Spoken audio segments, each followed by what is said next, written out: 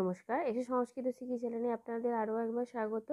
আজকে ভিডিওটা আমি এইভাবে দিচ্ছি, খাতাতে লিখে। বড় ভিডিও সাধারণত আমি বোর্ডে লিখে বুঝিয়ে দিই, কিন্তু একটু সমস্যার জন্য আজকে আমি ভিডিওটা এইভাবে দিচ্ছি।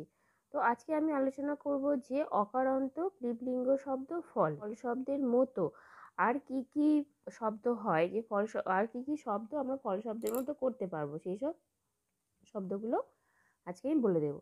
তো চলুন শুরু করা যাক। প্রথমে আমি লিখেছি যে অকারান্ত ক্লিবলিঙ্গ শব্দ ফল।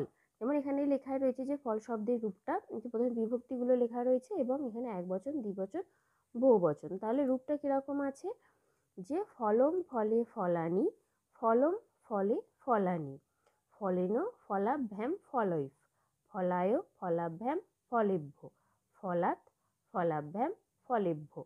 এখানে খণ্ডেত্ব বা দয় হসন্ত যে কোনো দুটোর মধ্যে যে কোনো একটা দেয়া যায়। ফলস্য ফলয় ফলানাম, ফলে ফলয় ফলেষু, হে ফল হে ফলে হে ফলানি। তো এই হলো টোটাল রূপটা।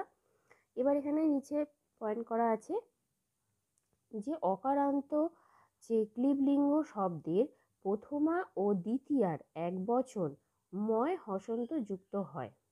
ঠিক আছে, এই যে প্রথমা এবং দ্বিতীয়ার একবচনে ময় হসন্ত যুক্ত আছে, এটা এখানে বলা হয়েছে। এবং অন্য স্বরান্তে তাহা হয় না। অন্য স্বরান্ত মানে কি, এখানে এই যে ফল ল লেখা রয়েছে, ঠিক আছে, তো ল, এই যে শেষে কি স্বর আছে, অকার আছে, সেই জন্য এটা অকারান্ত। এখানে আকার হস্যইকার কিছু নেই, সেই জন্য এটা অকারান্ত। তো এখানে বলা হচ্ছে যে অন্য স্বরান্ত, অর্থাৎ অন্য যে স্বরবর্ণগুলো রয়েছে সেগুলোর ক্ষেত্রে কিন্তু এই যে ময় হসন্ত রয়েছে প্রথমা এবং দ্বিতীয়ার একবচনে, সেটা কিন্তু হয় না। তো সেটা এখানে বলা হয়েছে। এরপরে রয়েছে যে তৃতীয়াদি সপ্তমী পর্যন্ত ফল শব্দে নর শব্দবৎ রূপ হইবে। তাহলে যে তৃতীয়া থেকে যে সপ্তমী পর্যন্ত রূপ, সেটা কিন্তু নর শব্দের যে রূপটা রয়েছে সেরকম ভাবেই হবে, শুধু প্রথমা আর দ্বিতীয়াটা আলাদা হবে। বাদ বাকি যে রূপ রয়েছে, যে শব্দগুলো রয়েছে, যে শব্দ রয়েছে সেগুলো সবই নর শব্দের মতো হবে। এরপরে রয়েছে যে ফল শব্দপদ রূপ, অর্থাৎ কি কোন কোন শব্দগুলো আমরা ফল শব্দের মতো করতে পারবো।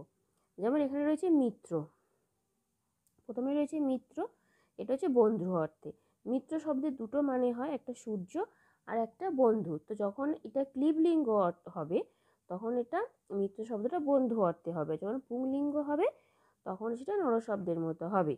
এছাড়া রয়েছে কলত্র, ভয়, বর্ষ, পুস্তক, জল, রজত, সুবর্ণ, পাপ, পূর্ণ, মাংস, উদক, আম্র, তৃণ, সলিল, নেত্র, গগন, ধন, গৃহ, ছত্র, অন্ন, অপত্য, শরীর, রৌদ্র, জীবন, ভূষণ। রয়েছে জ্ঞান, অন্ন, কমল, কুসুম, কানন, বাক্য, চিত্ত, স্বাস্থ্য, উদর, ঘৃত, দুগ্ধ, শস্য, অঙ্গ, আসন প্রভৃতি। এই যে শব্দগুলো কতগুলো দিলাম, এই সব শব্দগুলো কিন্তু এই ফল শব্দ রূপের মতনই হবে। ফলে এই ফল শব্দটা মানে নর শব্দটা পড়লে তো ফল শব্দটা মনে থেকেই যাবে, এবং এই যে শব্দগুলো সবই এই রূপের মধ্যে ফেললেই হবে, আলাদাভাবে আর অন্য শব্দরূপ এই শব্দগুলোর জন্য পড়তে লাগবে না।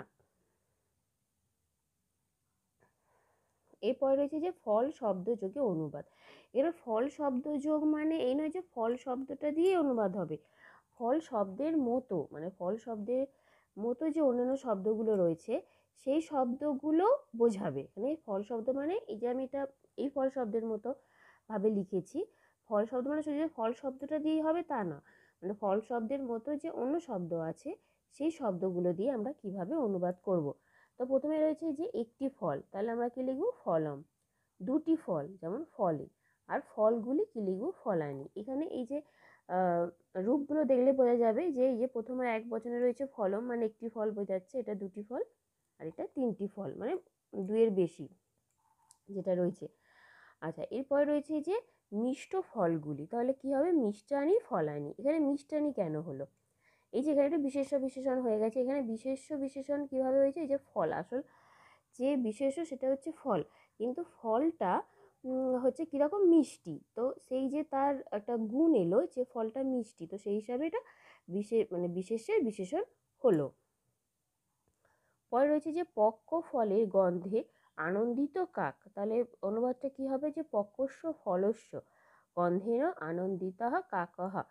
তাহলে এই যে কাক, কাক কিনা মিষ্টি যে ফলের গন্ধে আনন্দিত সেটাই বলছে। তো এখানে সেরকমই যে ফলস্য আর এখানে এই যে পক্কস্য, তো এই যে ফলের যে বিশেষণ, যে বিশেষ্য যেটা হবে তার বিশেষণটা সেই রূপেই আনতে হবে, এটাই নিয়ম। তো সেই হিসাবে এই যে ফলটা কীরকম, এখানে যেমন ফলটা ছিল মিষ্টি আর এখানে যে ফলটা রয়েছে সেটা হচ্ছে কিনা পাকা, এবং এটা ষষ্ঠীতে করা হয়েছে যে ফলের, এই যে এর শব্দ বোঝালে ষষ্ঠীতে করতে হবে, এটা আমি কারক বোঝানোর সময় বলে দিয়েছিলাম। তো সেই ষষ্ঠীতে করে এবং এটাকেও তার বিশেষণ হিসেবে ষষ্ঠীতে করা হয়েছে।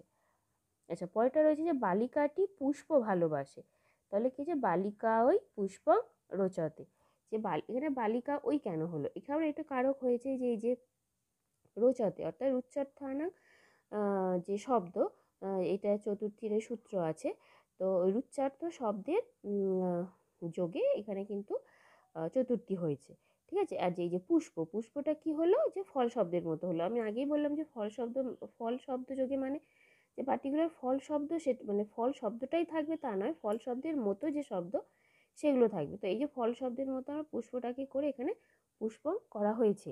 এরপর রয়েছে আমার ব্যাকরণ ভালো লাগে, তাহলে কি হলো মজ্ঝং ব্যাকরণ রোচতে, যে আমার ব্যাকরণ ভালো লাগে, যে ব্যাকরণ এটাও কিন্তু ফল শব্দের মতো করেই করা হয়েছে, এবং এখানেও ওই চতুর্থী করা হয়েছে যে রোচতে শব্দটার জন্য এখানে মজ্ঝম অর্থাৎ চতুর্থী হয়েছে।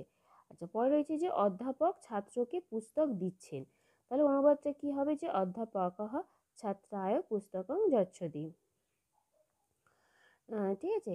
ছাত্রকে দিচ্ছে, যাকে দিচ্ছে তাতে কিন্তু চতুর্থী হবে, এখানে দেয়া অর্থে সেই হিসাবে চতুর্থী হয়েছে। আর এই যে পুস্তকটাও কিন্তু হয়ে গেছে ফল শব্দের মতো।